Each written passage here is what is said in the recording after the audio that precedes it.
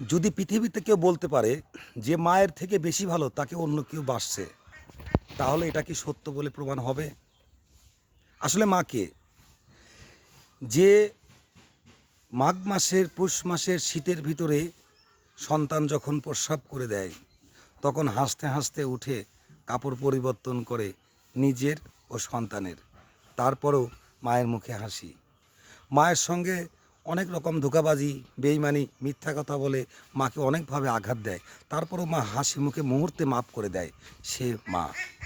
পৃথিবীতে মায়ের সঙ্গে আর কোনো কিছুর তুলনা হবে না, কারণ মা একটা সন্তানকে নিঃস্বার্থভাবে ভালোবাসে। মায়ের ভালোবাসার চেয়ে বড় ভালোবাসা এই পৃথিবীতে আর কিছু নাই, এটাই সত্য।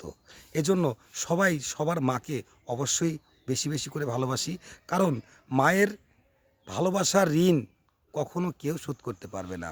দুধের ঋণের কথা তো বললামই না।